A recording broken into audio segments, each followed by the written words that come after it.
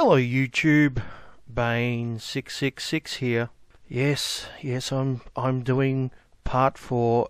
This should finish off their entire video, and I think we've just got to an interesting part. At least at the last segment of my last video, part 3, it was starting to get a little bit more interesting. So hopefully the last 15 minutes or so will be more interesting than some parts of part 3, which made me want to drink a lot of bleach. But before we get to that, I have news. I have some interesting news. I checked Twitter this morning, and I noticed that Doofland, after being silent for the last week or so, has started tweeting again.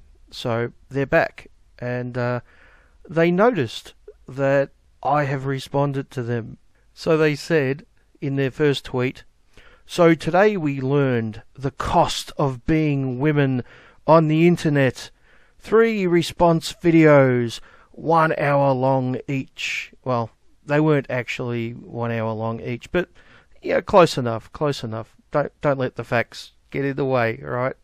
So the cost of being women on the internet is someone doing a response to you when you get things wrong.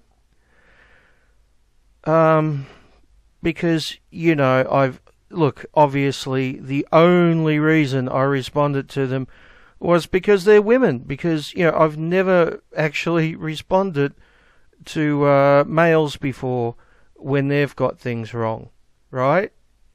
I mean, I never did 9 videos responding to Garrett, for example, right? Unless, of course, maybe Garrett now identifies as a woman. I'm not sure. Who knows? And of course, I did 6 videos responding to Aaron Ra, who I'm pretty sure isn't a woman. I mean, I haven't personally checked, but I'm 99% sure he's not a woman.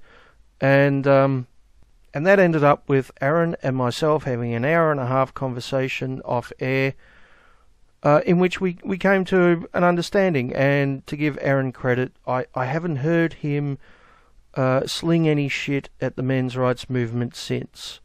So I think that was a positive. I put that in the win category. But clearly the only reason I responded to Aaron Ra wasn't because he got anything wrong. It was because he's a woman, even though he's not, which is, you know, exactly the same reason that I responded to Garrett, even though he's not a woman. Yeah, this feminism stuff's really confusing when you think about it. And admittedly, I haven't gone through all 50 plus hours of the propaganda of toxic feminism and added up whether I criticize more males or females, but I get the feeling it's pretty even. There's definitely been a fair share of males who I've criticized in that series, including Kevin Logan, who I think got 5 episodes dedicated to him. Clearly the only reason that happened was because Kevin's a woman or something. I don't know. And Steve Shives, who can forget Steve Shives? I've done a few videos criticizing the crazy shit Steve Shives has said. Clearly the only reason I made those videos is because he's a woman on the internet or something. Yes, all those males that I've responded to in the last 4 years, the only reason I've responded to them is because they're women or something. That's a very good argument made by Doofland, an exceptionally good argument. I don't know how anyone could find fault in that argument. Of course, there is an alternative, right? And that is that Doofland thinks that because they're women, they should be exempt from any form of criticism. And I say this because they're hiding behind the paying the cost of being a woman on the internet trope. Now, look, to be perfectly serious for a minute, the reason why they got 3 responses, first of all, they had an hour and 10 minutes of video, so that takes time to unpack clearly, right? If I'm going to go through it and be fair, it's going to take time. But the reason why I responded was because they were poorly researched, and in some cases, no research whatsoever. They didn't watch the movie. They were criticising. One of them couldn't even make it through the trailer. They got all their facts wrong. I mean, they did get the name of the movie right, with the exception of a couple of times where one of them, I think, referred to it as the Red Movie. I can let that go. But, you know, you could argue that they didn't even get the name right 100% of the time. And they just made mistake after mistake, and they relied on stereotypes and fallacies and straw men and the rest of it constantly. I'm sorry, girls. I'm sorry, but you don't get a free pass because you have vaginas. Okay, that's not the way the real world works. That's not equality. You put something out on the public arena and you get it grossly wrong because you're so fucking lazy. Sorry to be harsh, but that's just the truth, right? If you can't be bothered watching the movie before criticising it, that's fucking lazy. So when you get criticised for that, it's pathetic that you hide behind they're only doing it because we're women bullshit. I'm not surprised you're massive fans of Clementine Ford. Seriously, it comes as no shock to me whatsoever. And the fact that you call yourselves critical thinkers and you claim to be fair is just a fucking joke. I'm happy for you to express your opinions on the internet like everyone else. But just like everyone else, when you get shit wrong, people have the right to reply and point out your mistakes. As you do to us. If you think I've got something wrong or I've misrepresented you in some way or anything like that, by all means, please, point it out to me. I have no issue with it. And if you make a good argument and you're right, I have no problem admitting that I made a mistake. I don't claim to be perfect. I am pretty careful though, but I'm not perfect and I still make mistakes like everyone else. Although I don't think I've ever made a video with as many mistakes as you did, but you know. But speaking of that, their next tweet was, "We'll respond in our next podcast, just easier that way to address everything." And, you know, I thought that's what they would do. I was expecting some kind of a response. I have no idea what it will be like. Maybe it will just be dismissal and straw men, and they'll avoid the actual arguments I've made, and, you know, or maybe they'll admit they got some stuff wrong and should have done a better job. I'm hopeful for the second option. We'll wait and see. Speaking of that second option, their third tweet was this: "Everything is a learning experience. It's okay to be wrong and have opinions. That was our first go. We'll get better and clearer." Perfect. I agree with that 100%. People get things wrong. I agree. Right? If you learn from it and you're careful next time not to make the same mistakes, fucking fantastic. You'll get my respect. And if you've learnt from my responses, so you'll be careful next time and not make the same mistakes, then that's a positive, right? Which makes it frustrating that you would frame my response the way you did in that first tweet. We learned the cost of being women on the internet. Yeah, you learnt that you're just like men on the internet and you have to own your own shit. Basically, put on your big girl pants. That's what equality is about, girls. Being treated like men. not getting special treatment. But let's go to the video. I've been rambling on long enough at the start. Let's get stuck into it and see what other nonsense they've got to say. Hopefully it's not too bad. I'm still hopeful they might make some actual good points. One woman a week, at least, is a victim of domestic violence. And so by perpetuating these ideas that women, are manipulative and they deserve to be, crushed and, put back into the kitchen, or all of this bullshit, right?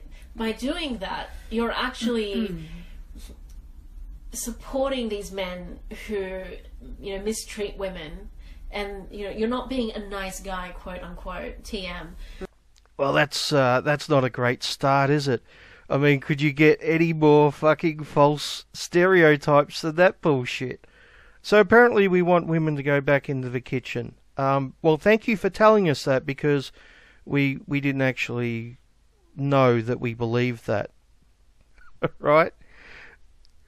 And apparently we want to crush women and of course the nice guy trope, right? Because that's something that MRAs say, correct? As opposed to a stereotype created by feminists when they don't have an actual argument. Fucking hell. Okay, this video is not off to a good start. I have a sneaking suspicion it is going to get worse from here. Let's see what we got. It's yeah, I know that men have issues in this world, but it's got nothing to do with how women treat them. Well, that's a little bit illogical, wouldn't you say? And now, look, I would agree that not all men's issues are because of the way women treat them, right? But some most definitely are. If you have a domestic violence situation where the man is the victim and the woman is the perpetrator, then obviously it is because of the way the woman is treating the man. How can you not see that? And of course, the other example which most people know of when they think of men's issues is shared custody and bias in the court system favouring mothers. Now, are you suggesting that's not because of the mothers, that the mothers want shared custody with the fathers and the court system just forces them to take the children against their wills? Come on. Look, I agree we shouldn't blame women for things they haven't done, but let's not make excuses for those women who do bad things. Let's be fucking honest. It's how the society itself works to systemically oppress men as well as women and people of all genders. It's got absolutely nothing. It's not an us versus them.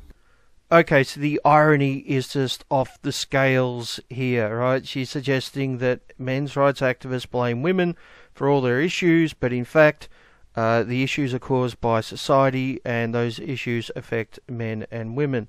Now, the reality is that MRAs say that society is to blame and that both men and women have issues. So we actually agree with what she's saying there, which contradicts her argument that we blame women for everything. But the real irony is that feminism blames everything on men. Toxic masculinity and patriarchy theory and rape culture and the male gaze and the rest of it, right? If you look into feminist theory, it always comes down to men being the bad guys and women being their victims. So I just find it incredibly ironic that she turns that 100% on its head. As I've said before, this is what I call the mirror effect. And I guess it brings us into why we chose this this episode's quote. If it scares you, it might be a good thing to try. Can I just say that a man wrote that quote?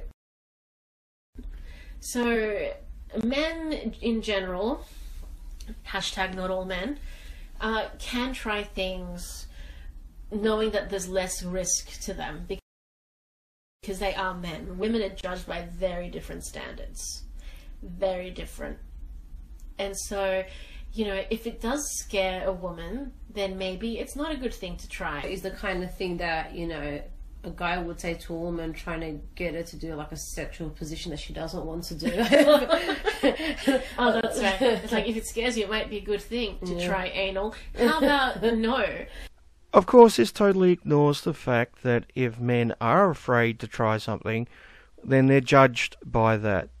So, you know, look, there's positives and negatives on both sides here. Unfortunately, feminists like this see the negatives for women and the positives for men, and they don't look beyond that. Probably just another thing I wanted to also mention, for those that are unable to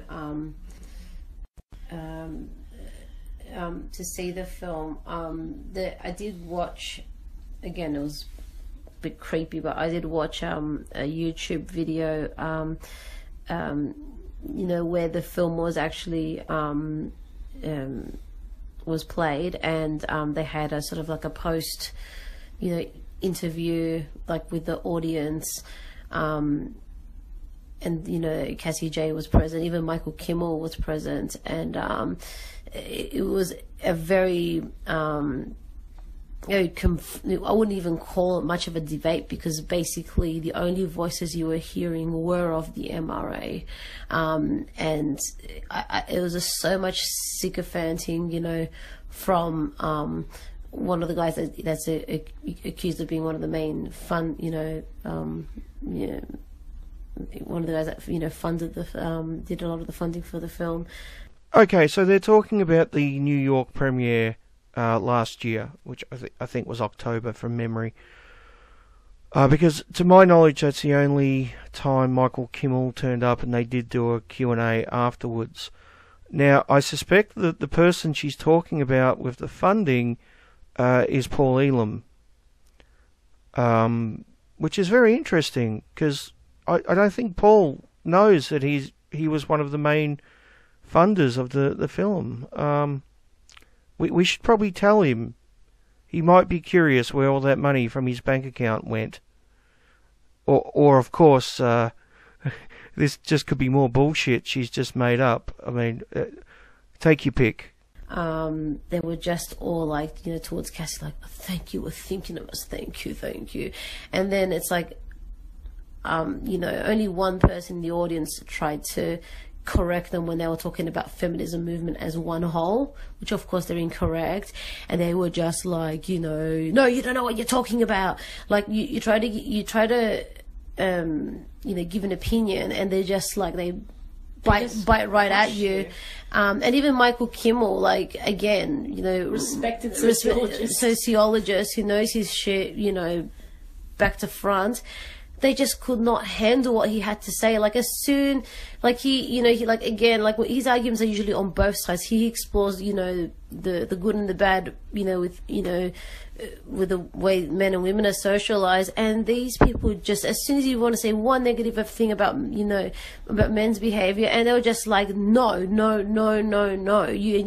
The same Michael Kimmel who wrote a book called Angry White Men, right? That's the one who's fair and unbiased, and it treats men and women equally, right? That's the same Michael Kimmel we're talking about, not a different one. The same Michael Kimmel who is a spokesperson for NOMAS. And in case you've never heard of NOMAS, it's actually I know it sounds like an anti-masturbation organisation or something, but it actually stands for National Organisation for Men Against Sexism. Now, I actually covered some NOMAS stuff once before, so I'll link to a video below which covers what a bunch of sexist assholes these guys are. And when I mean sexist, I mean against men and men's issues, not against women. So I just find it, once again, incredibly ironic that they think that Michael Kimmel is fair and reasonable. The man is a bigot. That simple. You can see it in this footage. It's again, it's, you just can't have an argument with them. And then you had anti-feminists around them too, and even their babble is quite disturbing. Indeed. Their babble is quite disturbing. What about anti-MRA babble? Is that quite disturbing? Because I've listened to almost an hour of it now, and it makes me want to drink a whole heap of bleach. Well, look, to be fair, out of almost an hour that I've listened to of these two, they did actually talk about some men's issues in a positive light, I think for about 45 seconds. No, it's completely one-sided, and this is not what a debate is supposed to be. Debate is, about trying to. I think part of it. Okay, first of all, it wasn't a debate. It was a discussion after the premiere of the movie.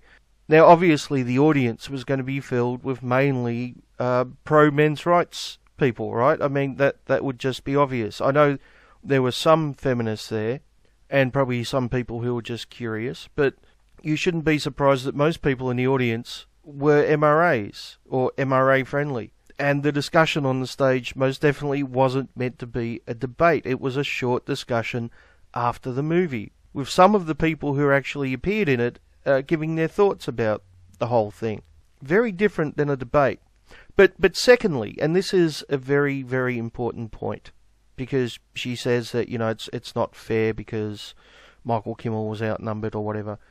Every single time an MRA appears on television, he or she is usually outnumbered 2-1, or sometimes 3-1. But if I can just have one example of everyday sexism.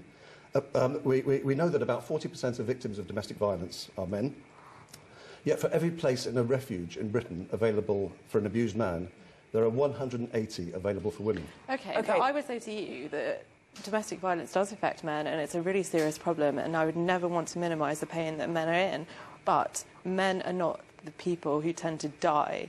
So what I would say is that there aren't enough places in refuges for women. There aren't enough places in refuges for men. There's problems with benefits for men and women who have been victims of domestic violence. But, let the places and refuges go to people who are most likely to be killed. And in that case, it is the women who are mostly killed. That's absurd. That is okay, lack of sympathy for men. That's not true. More chance of women being killed on domestic violence. That's just a simple statistical truth. That's a very small number. It's that's not a very sexist, small number. then, 800,000 men a year face domestic violence. Yeah, and 2 women die a week. And there are 15 places for men in refuges in the UK. And that's awful, and there's a real problem with funding for refuges. I said earlier on there are 20 areas in which the state disadvantages men and boys, and the three of you haven't come up with one area where it disadvantages women and girls. Seriously, I invite you to come up with one.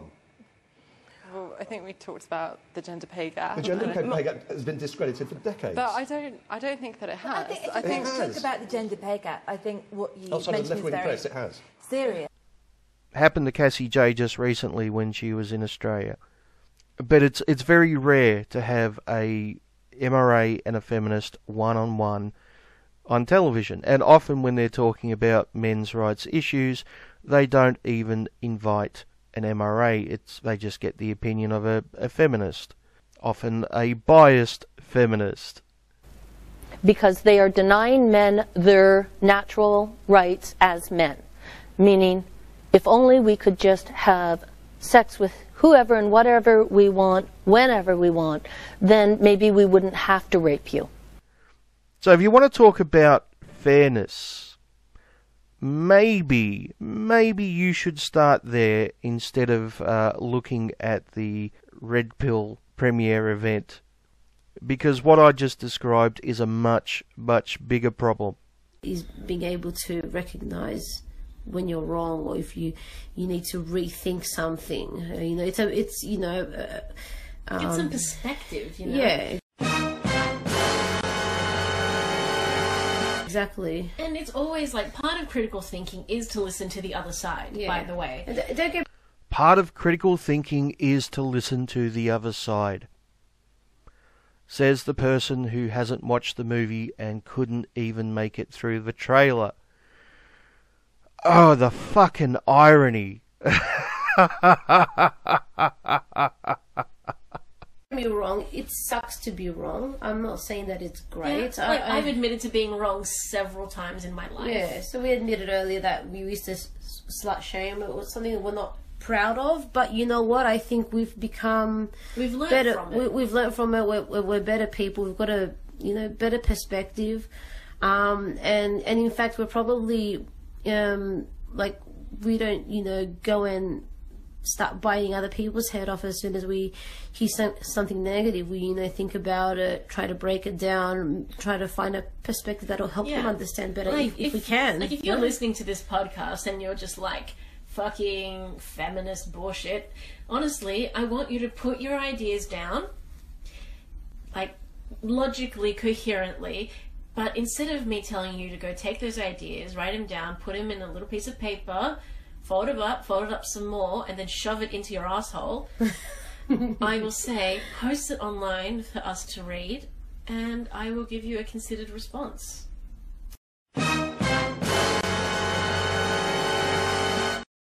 Because that's the kind of person that I am. As much as I'm tempted to tell you to put it in your ass, the academic side of me is like, no.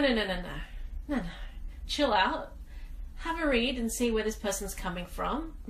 Have a listen, and then have a human conversation with this person and debate them and challenge those ideas and challenge your own ideas, because that's what this is all about. You can't just be all like, this is this and that is that, and there is no grey in between, because there is a lot of grey in between.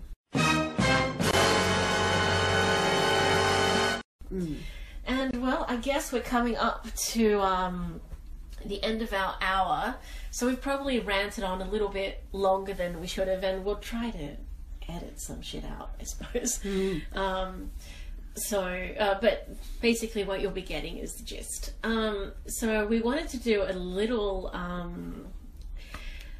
segment every time we put this out. And at the moment, we're thinking we're going to be releasing one of these every month, because uni is crazy at the moment. Especially now that we're in midterm. It's really just we're just barely surviving getting our papers in and whatnot. So because of uni load, we'll probably just do one a month for now. So for the Doofland of the month, what we're going to call it? So for Master and Doofland, Lord and Master of Doofland, that's what we're going to call it. It's like the equivalent of the feed's douche of the week, except ours is Lord and Master of Doofland. Lord Master of Doofland, I think.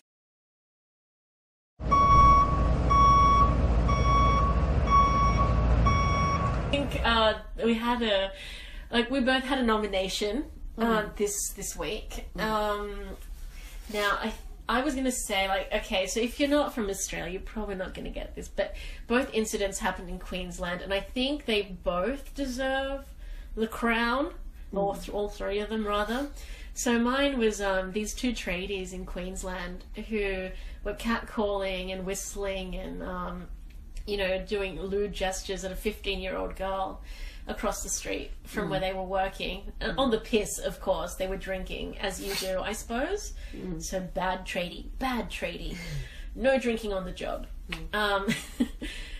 And so... So at this point they just ramble on about non-MRA stuff, so I'll put all of that after my end credits, and you can listen to it if you want. Make sure you get some bleach, would be my recommendation. Sit down, nice big glass of bleach, and listen to the last, I think, 8 minutes or something of them rambling about their Dooflord of the month or some shit.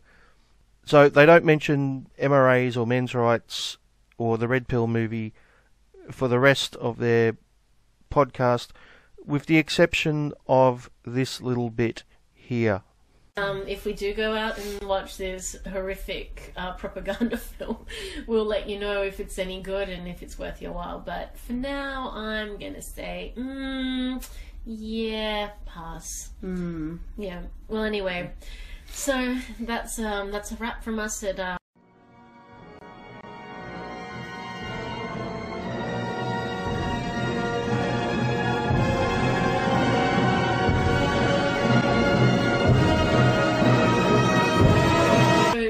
obviously, you know, the man, so the girl's father came out being rightfully pissed off. I'm sorry, but if someone did that to me on my street and my dad was watching, he would have done exactly the same thing. So dad went over and had a word and was like, hey, can you, like, chill and, you know, apologize to my daughter and not do this shit. But instead of, like, having a proper response, like a proper, you know, grown-up conversation and apologizing for offending this man and his 15-year-old daughter, a minor, may I add, they decided to get into a punch-up with this guy. It's like he's just trying to do the right thing as a dad. Like, if there are any dads out there listening, you're probably just getting a little bit hot under the collar going, fuck yes, I would punch on. You know, and so they got into court for it. And when they went out, they were smiling like idiots, even though they got like a year in lockup for what they've done. And they got onto the news and they were like, oh yeah, but like, if I'd known that she wasn't 15, then I wouldn't have catcalled her. It's like, so what? If a woman of any other age, you would have catcalled her and been the lewd asshole? Seriously? Crown of Doofland for you. Yeah, and the worst part is, I don't know what I'm more afraid of, like, you know, that these guys, either if they already have daughters or if they have them in the future, like, you know, I feel like it's this cycle. I find that at some point, you know, there are certain men that, you know, before they're married, before they have, you know, if they have daughters, they think they can just catcall any woman. And as soon as they've got a daughter, they think they have to be a champion and protect her. I mean, I'm also a bit questioning of that. Like, or maybe they just want to protect them from the guy that they know was them back when they were young and dumb. Because, like, look, we're all young and stupid at one point. Like, we all think we know everything, and then even when you get into your 30s and you think you know everything, you find out that you're actually really fucking wrong and you know nothing. You still know nothing. Sorry, kids. That's just how it goes. But that's who I'm nominating for the crown of the Lord and Master of Doofland. And I think you also had another Queenslander. Oh, I think we both did. I forgot his name though, but he was old mate Gable Toasty. Yeah. Old mate. I'll let you talk about him because I can't. I will start yelling and I will start smacking something, possibly this can. Yeah. This is the name of, sorry because I did forget his name. This is the one that and locked the chick out of the his in the balcony. Tinder date. Balcony. So this guy took, he was on a Tinder date with this chick, and I think they were drinking or she was drinking. Well, I mean that's besides the point. Basically, you know, she supposedly got out of hand, and instead of calling the police or calling security, or because he sounds like he had the cash for security, or even just like opening the door and letting her walk out of the apartment like a fucking normal person would. Yeah, he just locked her up in the balcony, and of course, you put someone in the balcony that's like off their face. What do you think is going to happen? Yeah, they're gonna, try to, especially if they're fucking scared of you, they're gonna try to get out of it. Yeah. And so she thought that she could climb to the balcony below. Yeah. But she miscalculated, she fell all the way down and she fucking died. And this guy, I'm sorry, I'm like taking over now, this fucking guy goes off and he gets himself a fucking pizza. He doesn't even call the cops. No, he calls his lawyer and then he gets a fucking pizza. What a piece of shit this guy is. And then he gets acquitted. He doesn't even get manslaughter. He gets acquitted because what a fucking creepy thing to do is this. He actually recorded the whole thing. He recorded the whole thing. He's like, yep, there's my proof. It's like, I'm sorry, but if you're recording your dates, what dodgy ass kind of guy are you to begin with? And I love it how the narrative always changes. So, like, conveniently for this case, he was like, oh, well, I locked her up because I was scared and all that. But it's funny because I think even till now, very few men that I know that would ever admit that they, kicked out a woman because they were scared of them. Very few would admit that. Yeah. So I find it how it's very interesting that, the state of emotions changes depending on the circumstances. So in this case, obviously... He certainly didn't sound scared in the recording, by the way. Yeah. So obviously he used it the way I see it is that he must have used it in this case to get out of being charged manslaughter. Now, that's not the only reason why I want to make him Lord and Master of Doofland. This is why I want to make him Lord and Master of Doofland for the month. Because then, he changed his name to Eric Thomas. That's right, guys, look him up and harass the shit out of him. Alright. I'm not saying do that, but I am saying it. You just said it. But I'm not saying it. Don't do it on my behalf, please. Please do not. However, the reason why I think he should get the crown is because he then changed his name to Eric Thomas and makes a public Facebook and then writes, "The only thing I murder is pussy."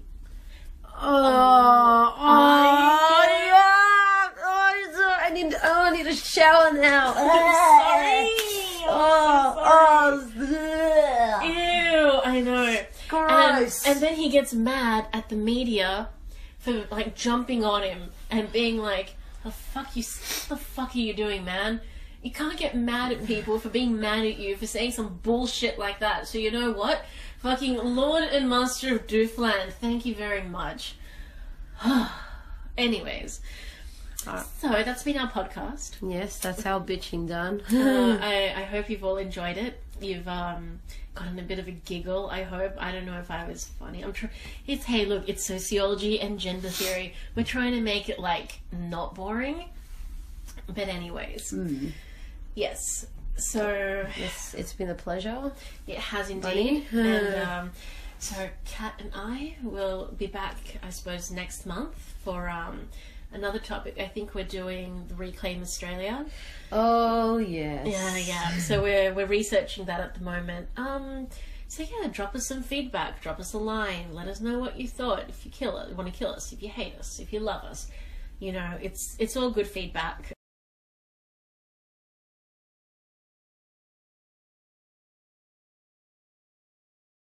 Just make it constructive. That's all we ever ask for. Yes, we'd appreciate that. Okay, and oh, that's right. It's like, if it scares you, it might be a good thing to try anal. How about no?